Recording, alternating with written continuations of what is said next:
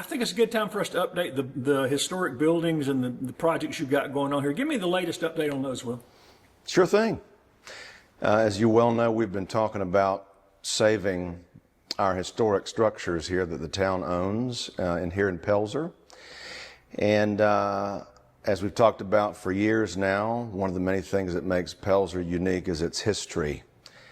And we have a great history. And I think it's important to save the last few remaining original Pelzer buildings that we have. And fortunately, the town owns 3 of them. We're sitting in one of them, the historic gym, which is in the best shape of all 3. And then, of course, next door is the old hospital. Some work's been done on this over the years, though. Oh, a little bit, yeah, a little bit. And trying to do more, you know. But the old hospital, I'll talk about that for a sec. That was built in 1890, and it was called the Lyceum, and it was basically a library for the mill workers.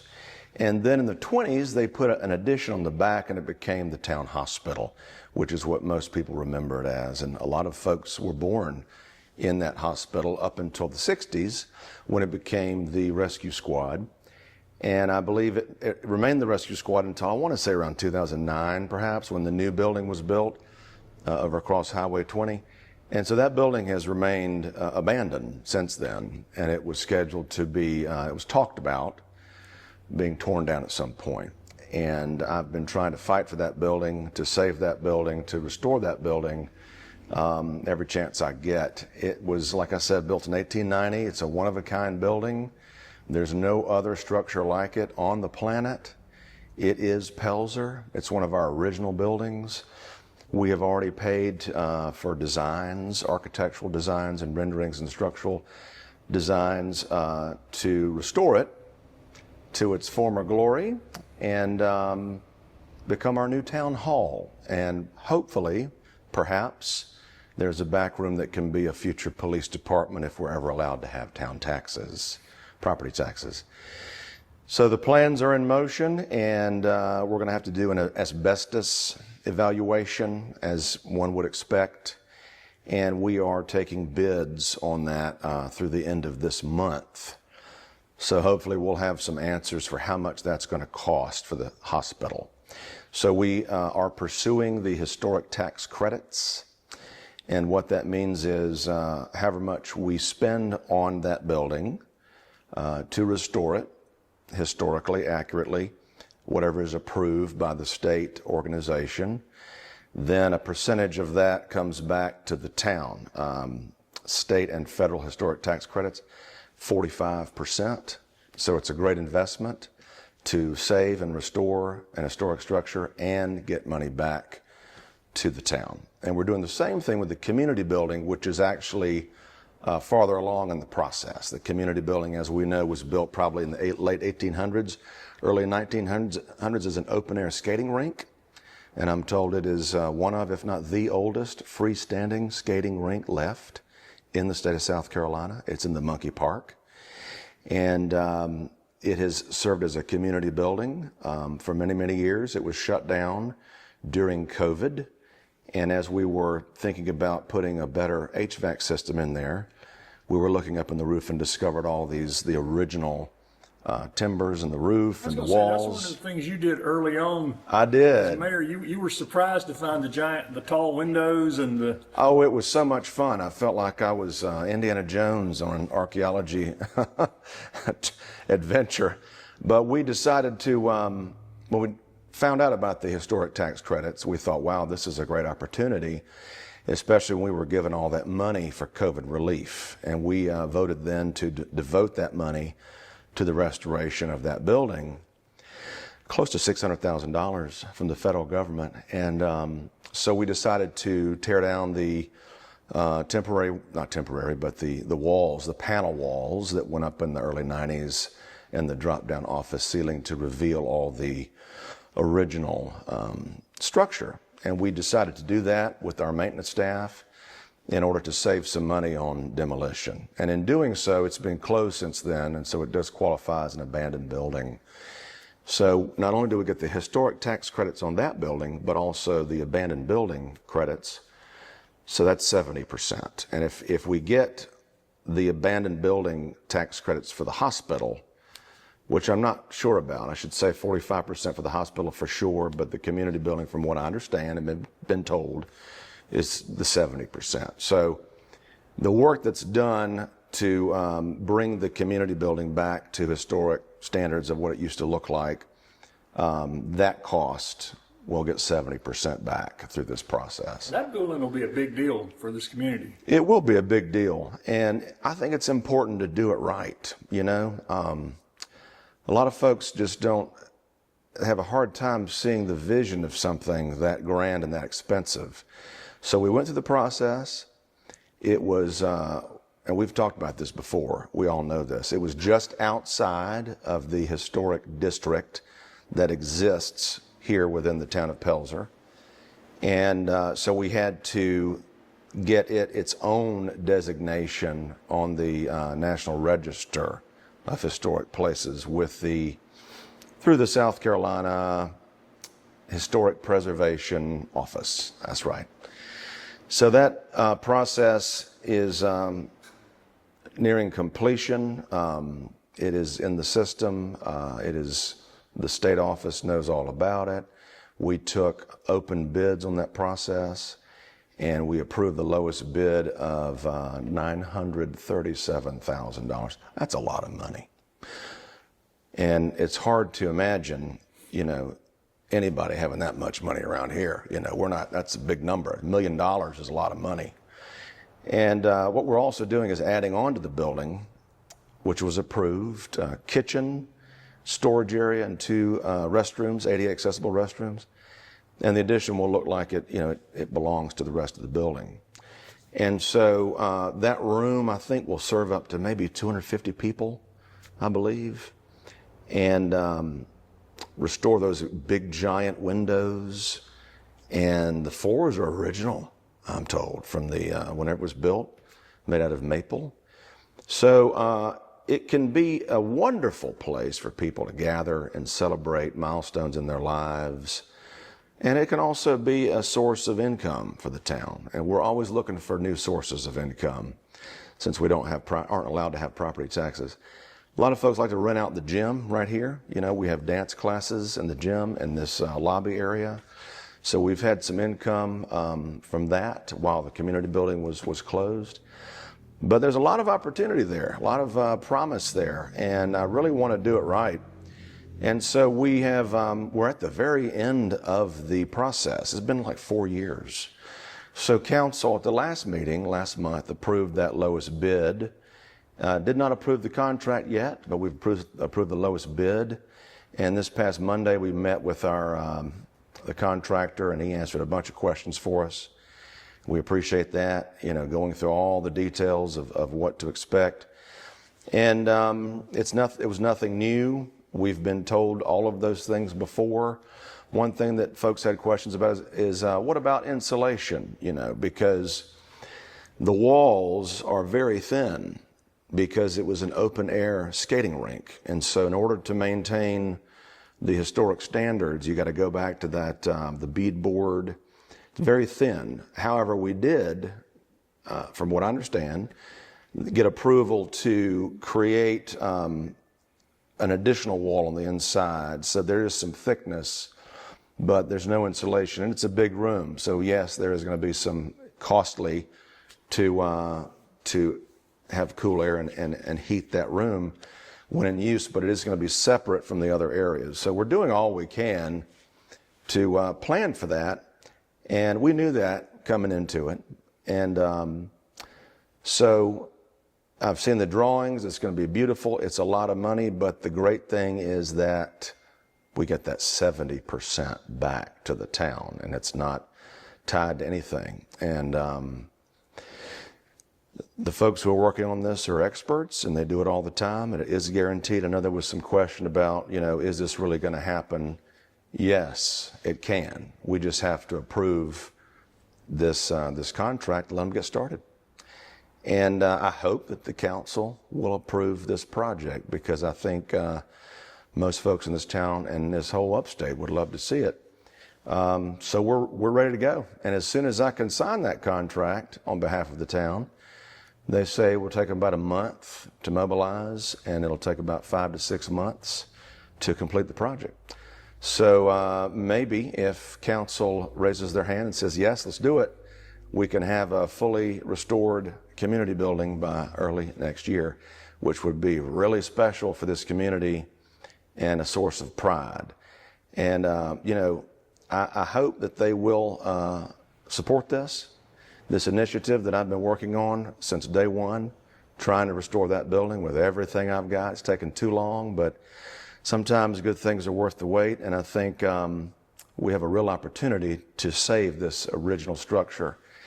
And, at the council meeting last night, I think someone mentioned, well, why don't we just tear it down and put up a metal building instead, like a shed or something, and rent that out and just have it a functional use. Well, you could do that. You could tear down this building. You could tear down the hospital. You could tear it all down, just like all the other buildings were torn down. And you could put a Dollar General here.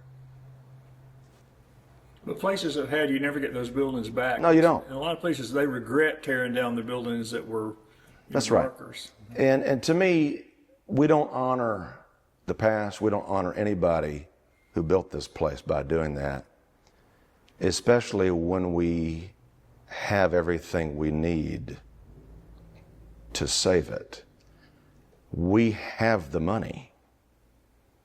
Pelzer's in great financial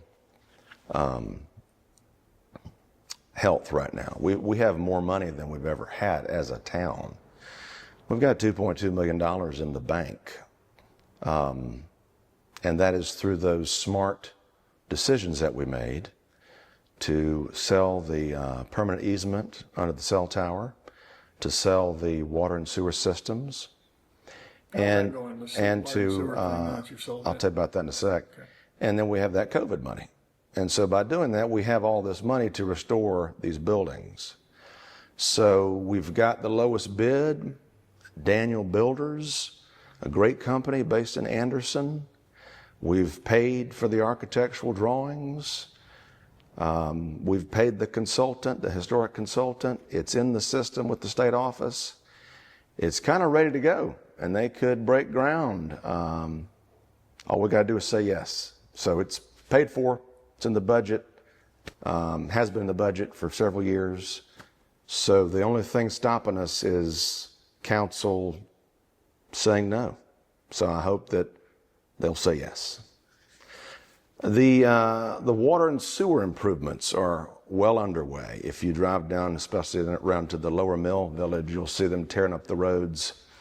And it's a temporary inconvenience, but these guys are working really hard, and they're working all over town. And just to update folks who may not know, the town of Pelzer we voted to sell the water and sewer systems to Greenville Water and REWA.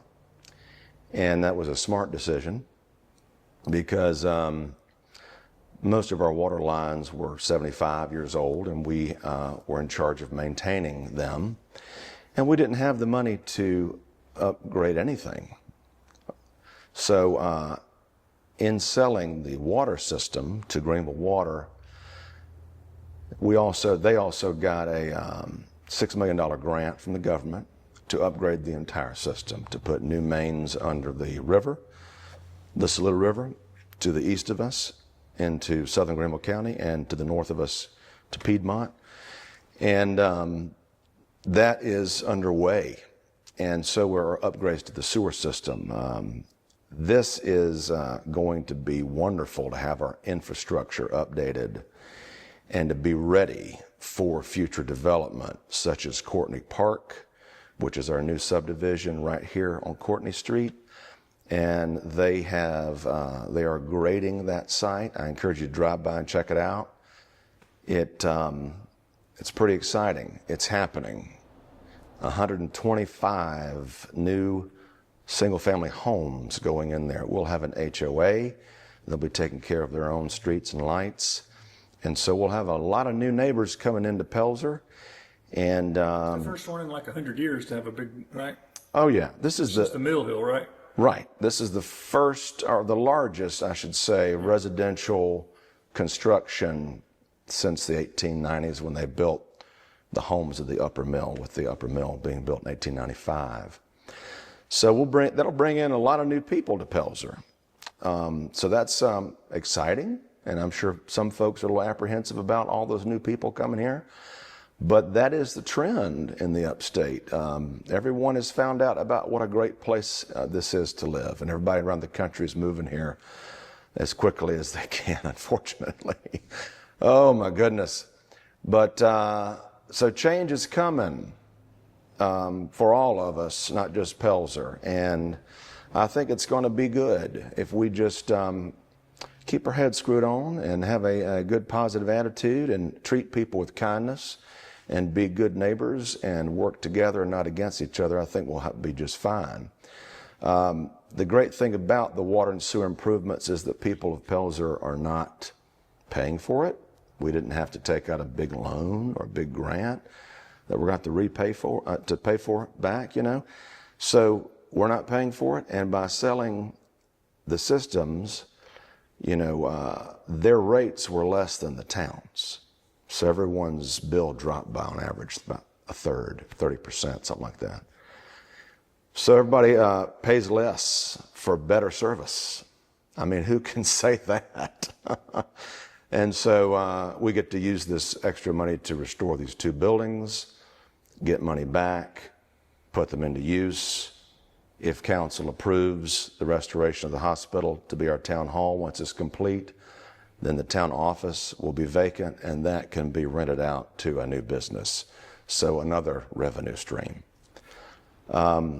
So all of these things have been worked on and approved for many years, and I hope to see them happen and approved before the end of this year. That would be great. The Lower Mill property has been cleaned up. The county's kind of taken over the historic. You're talking about the mill properties? Yeah, the mill properties, yeah. All I know, from what I understand, is that the Pelzer Heritage Commission is in the process of transferring their property to be owned by Anderson County. Right. And I believe that transfer is still in process, but you would have to ask them. I think plans are at least a little of the cleanup's already begun, I think. They did do some cleanup. It's tough to maintain large pieces of property like that. So that'll be a big deal for the town. It will be a massive deal, and I hope that whatever they choose to do, especially down here, well, on both of them, will be the best idea or the best option that they can find, and that we don't settle for something less, and that we maintain our big dreams, because they can happen. I think they can happen here. You know, I see a lot of folks who don't necessarily have the same vision of what is possible. There's so much possible. Everything is possible. The sky is the limit, as I like to say. And if you don't believe me, I've already proven that with what I have accomplished here in town with Milltown Players. You know, folks come here from all over. This past season, we had over 31,000 people come to Pelzer, right up the road, to see one of my shows. And that's pretty remarkable. We don't receive any money from the town of Pelzer, and we receive very little from the county of Anderson. And so with the cheapest tickets around, we do more with less. We are probably one of the most attended community theaters in the whole state, with the least amount of resources, and we're not rolling in money. In fact, we lost money this past season, even with all those people attending. It's very expensive to put on a show like that, but more importantly, we are creating remarkable cultural opportunities, and everybody on our stage, anybody who works with us, is local, and I'm very proud of that, to feature local artists, some who live here in Pelzer, and the rest who within driving distance. So people always say, where are they going next? I say, home. They live here. So that just goes to show that if you've got a dream and you believe in it and you do all the right things and keep that positive attitude and work really hard, you can achieve anything, especially here in Pelzer. And I love this town. And it can thrive if we just focus on the big picture and not on, the stuff that distracts us from what is right and what we should be doing and thinking about long term, 50, 100 years from now. 50 years from now, do we want to still have this beautiful historic community building and hospital here, restored perfectly, in use for generations to come? Or are we just going to see a parking lot? That's the choice. And we get to make that right now. So hopefully we'll do the right thing. You've been without a clerk for a while now, which has put your budget. Yes. I think you are the last town that hadn't passed a budget yet. How did that kind of play out? Well, our clerk found a new opportunity for employment back in April. And so she left us with many things to figure out, which we've been doing. So it has been me and the chair of our planning commission who has kept the office going this whole time. In fact, I gotta do payroll today. That's not generally any of the mayor's. It's not the mayor's job, Right. but if I don't do it, it won't happen, and everything stops, and bills don't get paid, and things start to get turned off, and I can't let that happen.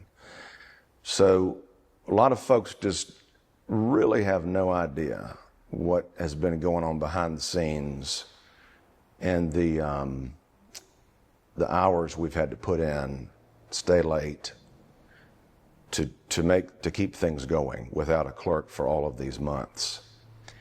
And we've had some resumes come in, and we've done some interviews, and I've been trying to push us to hire someone. I was hoping to hire yesterday at our meeting, but we didn't have what we needed to get that done. So hopefully by next meeting, in October, we can vote on a clerk. And so we haven't had a budget. We passed a resolution to continue operating under our last fiscal year budget, which you can do.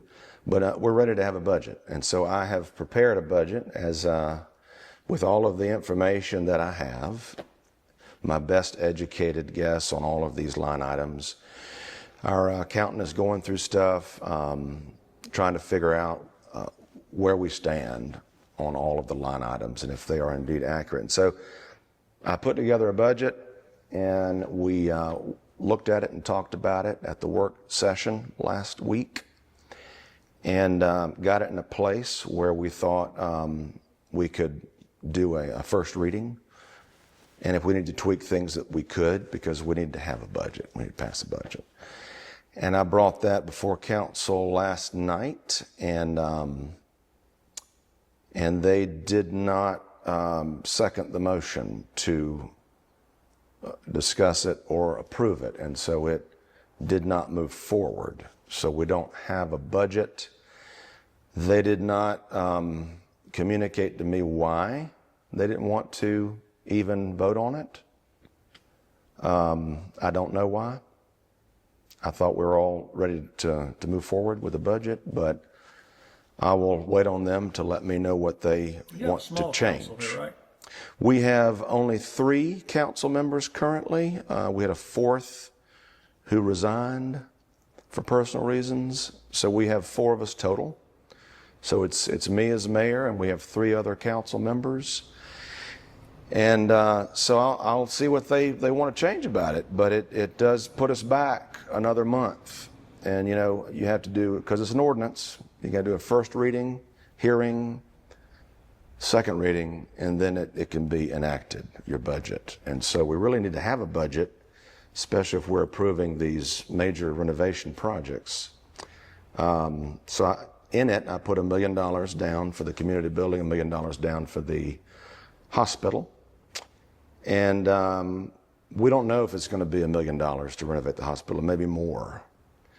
And if it is more, then we'll need to seek other sources of funding. I can use hospitality money on the community building. There's $120,000 available in the budget for that. So there are ways to do it, and I'm going to reapply through the state to ask for some state funding. That's could be a big help. You know, this year that there were no earmarks, I asked for $500,000 for the past 2 years, and was hoping to get that.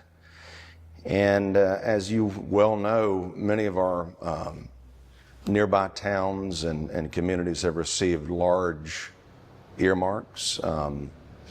Williamston's beautiful new playground was $750,000, I believe, and that was an earmark that was given to them by the state.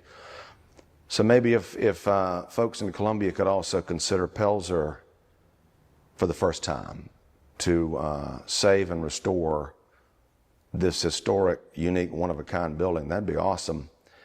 So I spoke with our representative, Blake Sanders, who was doing a great job, and he believes that that could be a possibility, that the earmarks will be restored. Whether you like them or not, that's how projects are funded sometimes. That's just how it is, whether you like it or not. And until they change the system, we either have that money or we don't have that money. And, you know, a lot of towns in the upstate have benefited from these earmarks. Powdersville's gotten a lot of money from earmarks, you know, to help with Dudley Cooper Park and et cetera. And we're happy for them. We want them to have that support, you know. These are our tax dollars. You know, let's put them to work. So that could be a pretty easy way to pay for the rest of the hospital if it's above $1 million.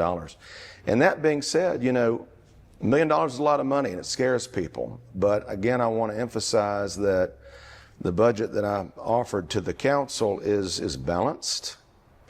And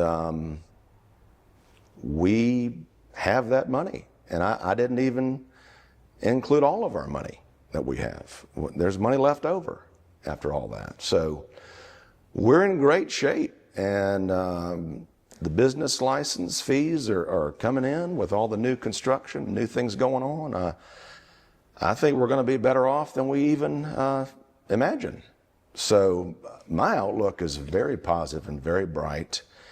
And, you know, I don't really have that much skin in the game left. I mean, this is the elections coming up in November. Elections are coming up. All the offices are up all year? Not all of them. What is available to vote on is mayor, 2 council members, and the rest of the unfinished term that the council member who quit So most of them left open. It's most of them. There's only 1 seat that's not running. I think you've told before, you're not running for mayor again.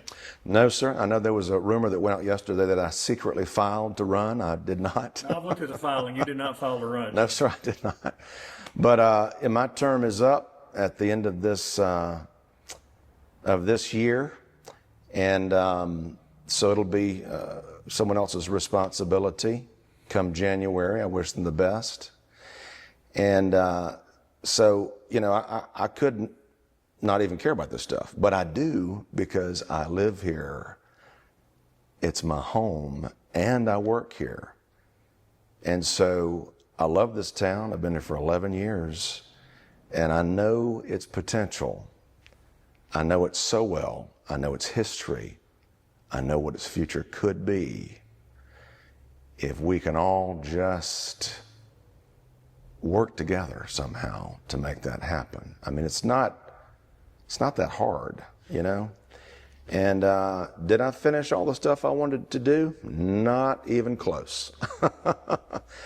But it's not bad considering I do work full time. I work a lot. I work day, night, and weekends. I never take a day off. But yeah, people sometimes forget the mayors and the entire county, they're part-time jobs. They are, and it could be a full-time job if you wanted it to be, and if you had the time. Yeah, it's a full-time commitment, but a part-time job. That's right. So they don't pay very much either. No, sir, they do not.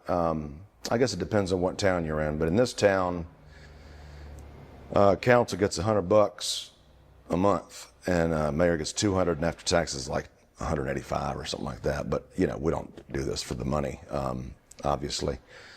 But you know, people sometimes say, why can't the town do this? Why can't the town do that? Well, let's think about it. Who is the town? Right now, we have 2 employees who are in charge of everything, all maintenance, all groundskeeping, everything. And they're about to spend the next 2 weeks finishing up the disposal of the debris from last year's hurricane so that we can get reimbursed from FEMA. And so everything else is going to stop while they spend the 2 weeks moving and disposing and burning all that the trees and the branches that fell down that we have over on the lagoon. So we have 2 employees. That's it. And right now, the chair of the planning commission and me, with what little time I've got, are keeping things going.